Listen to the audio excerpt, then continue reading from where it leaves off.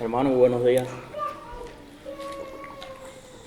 Es un privilegio poder compartir una vez más la palabra del Señor con ustedes.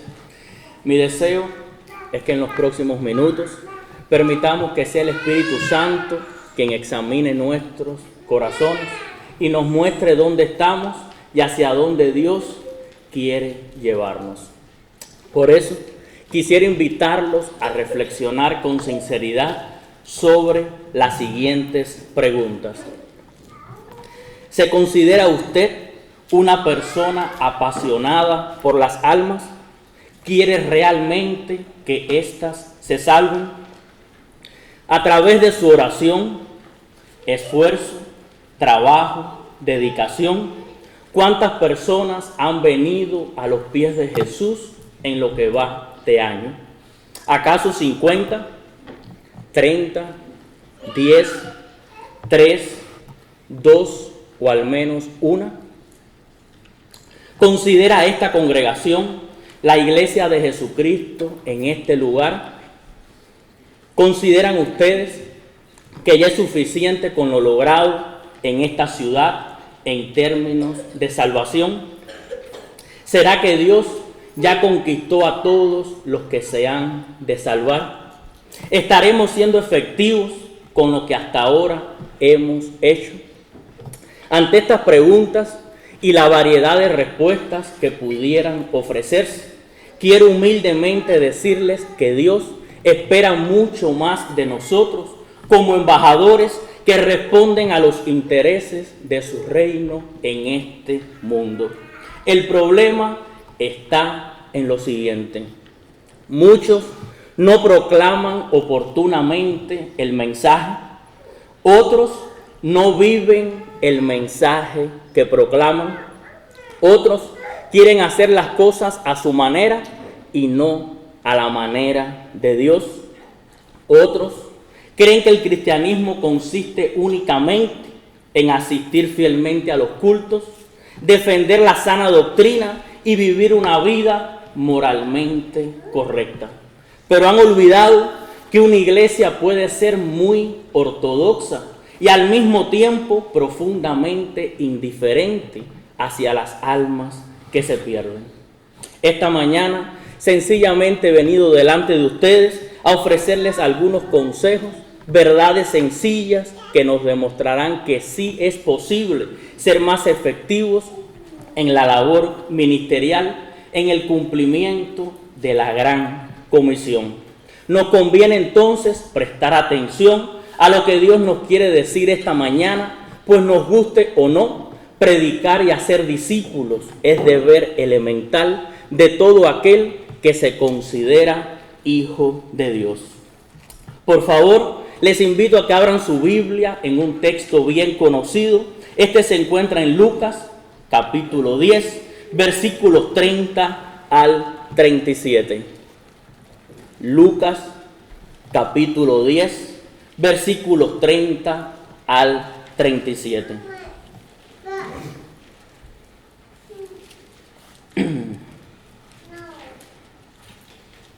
Respondiendo Jesús, dijo: un hombre descendía de Jerusalén a Jericó y cayó en manos de ladrones, los cuales le despojaron e hiriéndole se fueron, dejándole medio muerto.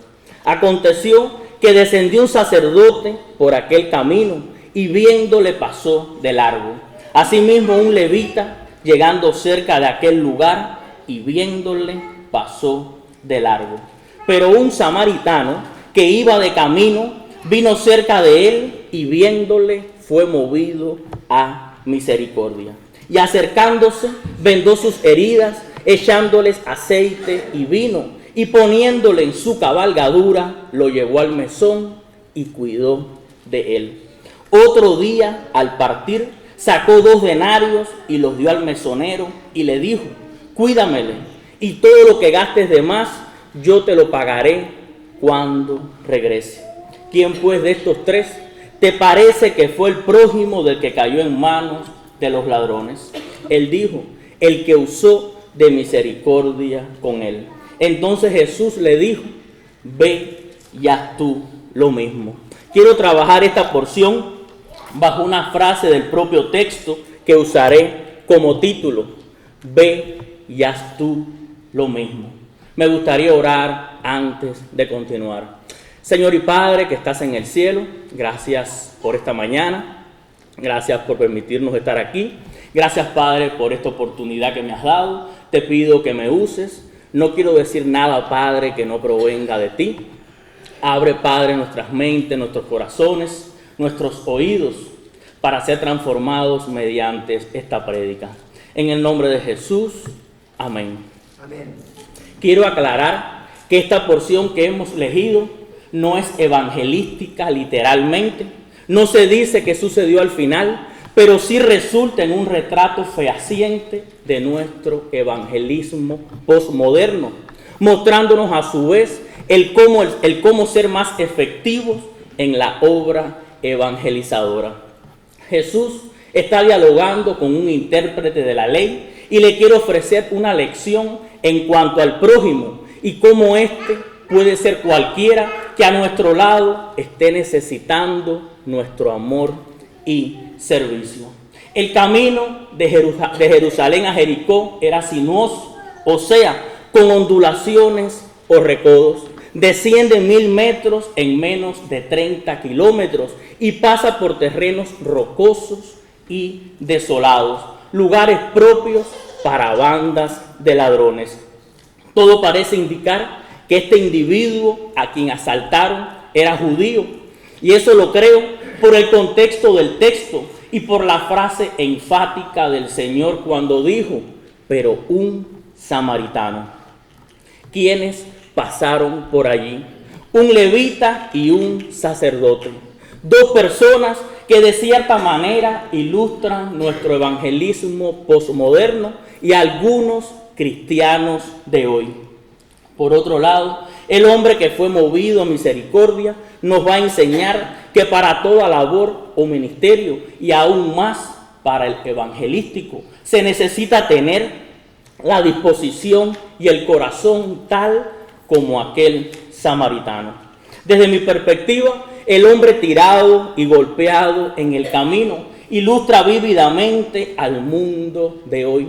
Un mundo golpeado por sus semejantes, un mundo colmado de tristeza y frustración, un mundo saqueado por los que tienen fuerza, astucia y poder, un mundo en espera de que alguien se le acerque de manera intencional, hablándole de manera distinta y con un comportamiento hacia él o ella diferente. Sin lugar a dudas, mis hermanos, podremos ser más efectivos en nuestra labor misionera o evangelística cuando nos interesemos sinceramente en las personas e interactuemos con ellas sin que nos importen las barreras que pudieran distanciarnos. El que se detuvo era samaritano, cultural, religioso y políticamente enemigo del judío. Sin embargo, este se interesó, se acercó lo suficiente para observar en detalles el estado en que se encontraba aquel que había sido golpeado y saqueado. Todo parece indicar que la habían arrastrado hasta un recodo del camino y este samaritano hasta allí llegó. No le importó las diferencias, no le importó siquiera si más adelante agradecería o no la acción. Sencillamente su corazón fue movido a misericordia y eso lo hizo detenerse y establecer contacto físico con el herido. El levita y el sacerdote escucharon la ley antes de escuchar la voz de la misericordia, pues la ley les prohibía acercarse a un cuerpo en ese estado. Por otro lado, pudieron pensar que sería una trampa y que ellos también serían asaltados.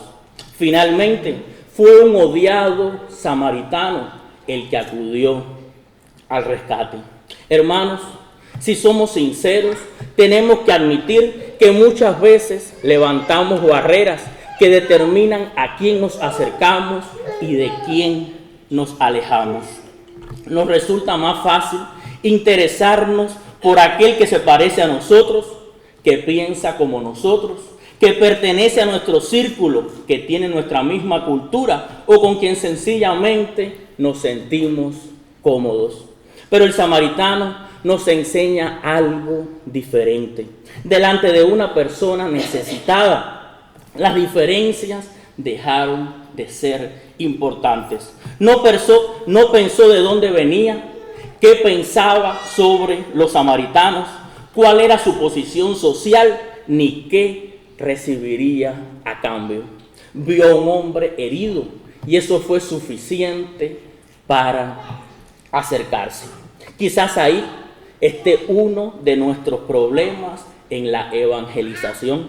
Hemos permitido que prejuicios, diferencias culturales, sociales, religiosos e incluso personales decidan quién merece nuestra atención. Hay personas a las que nunca les hemos hablado de Cristo, no porque no hayamos tenido oportunidad, sino porque nunca nos hemos acercado lo suficiente para conocerlas.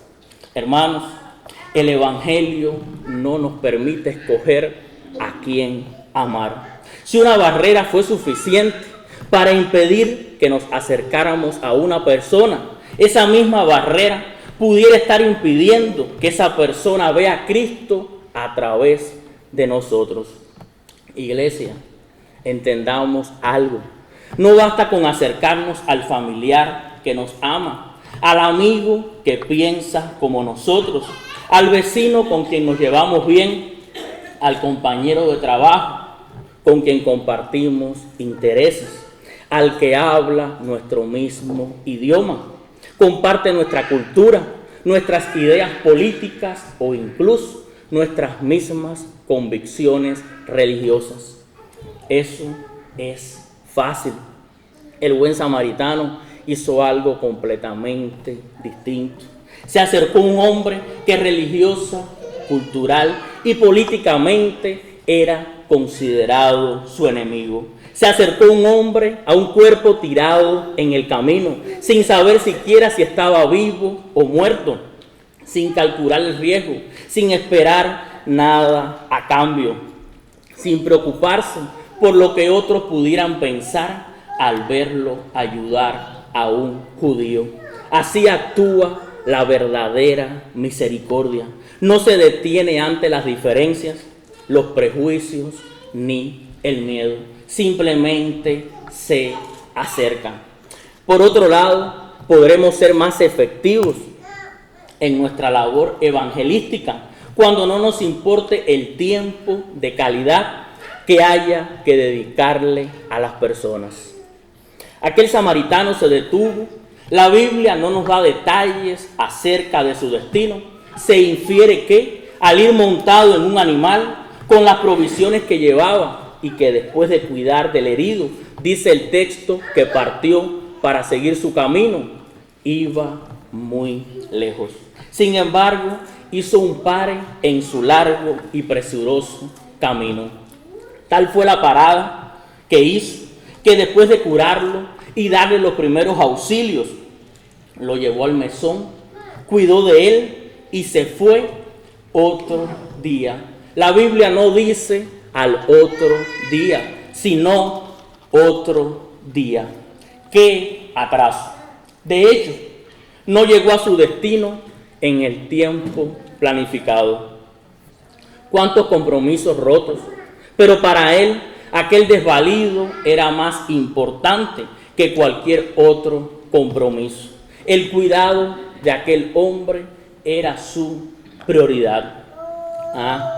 Pero el levita y el sacerdote tenían mucha prisa. Entendieron que era más importante llegar a tiempo a algún lugar. Lo irónico es que habían salido probablemente de Jerusalén después de cumplir con sus responsabilidades religiosas, pero no tuvieron tiempo para detenerse y darle auxilio al hombre que agonizaba en el camino.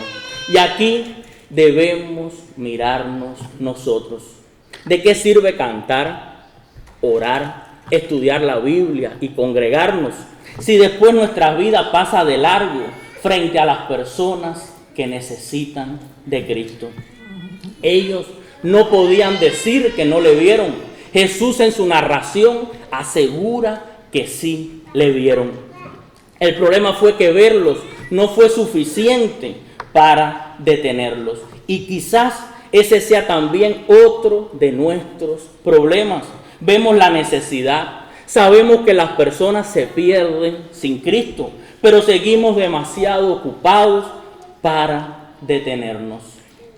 Querida iglesia, estamos tan enredados en nuestras cosas y en lo que mal llamamos a veces ministerio, que nos engañamos diciendo que no tenemos el tiempo para detenernos.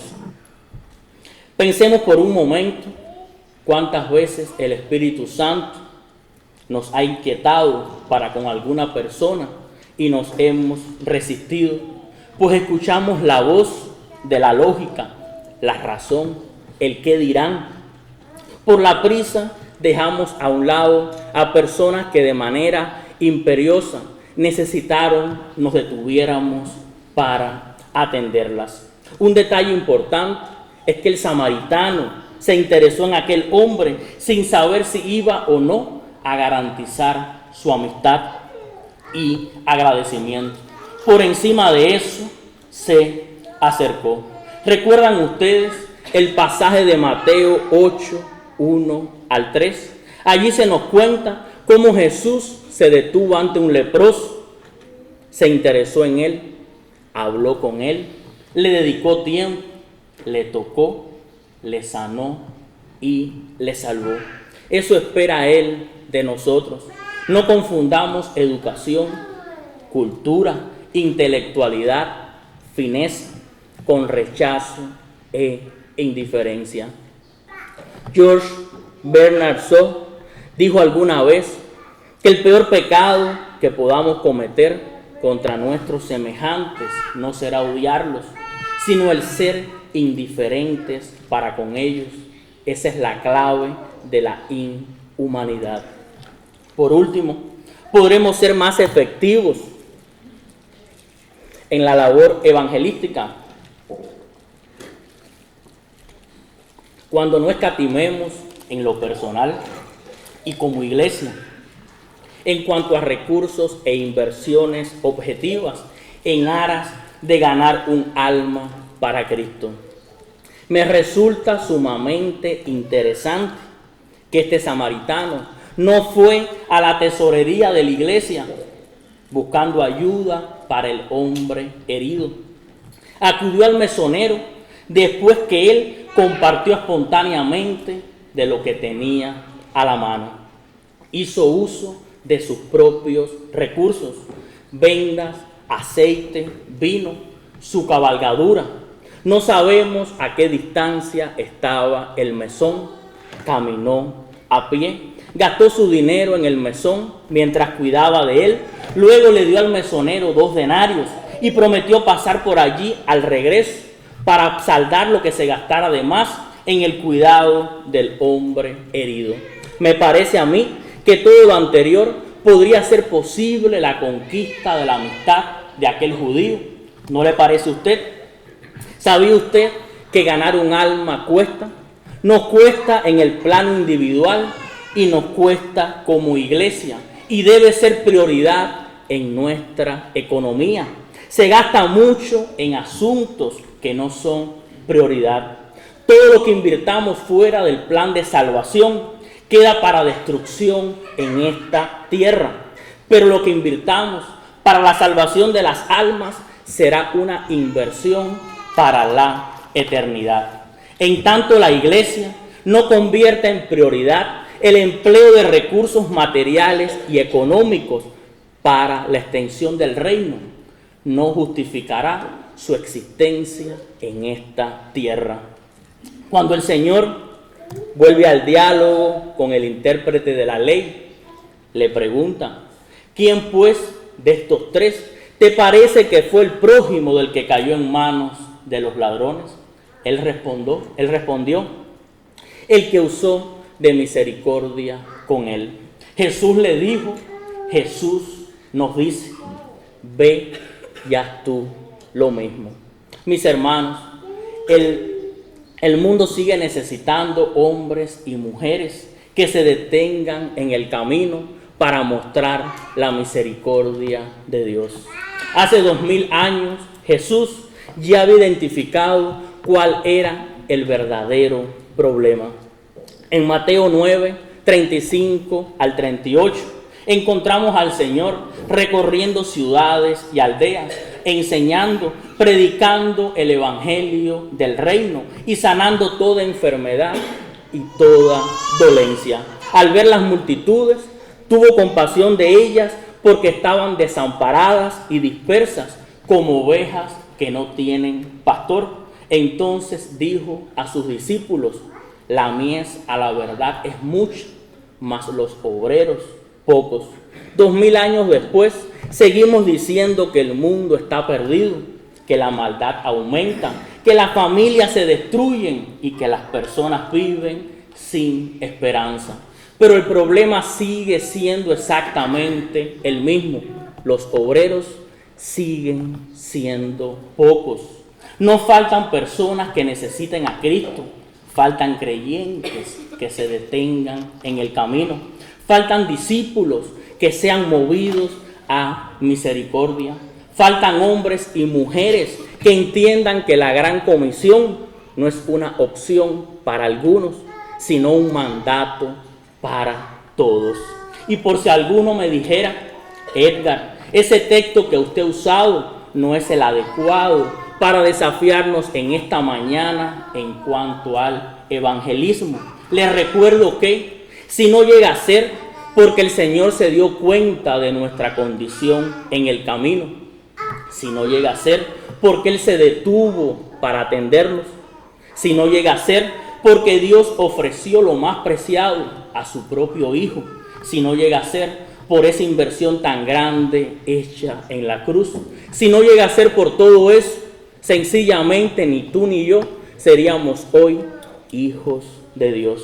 Cristo fue el buen samaritano para cada uno de nosotros y ahora nos dice a nosotros lo mismo que aquel día le dijo al intérprete de la ley.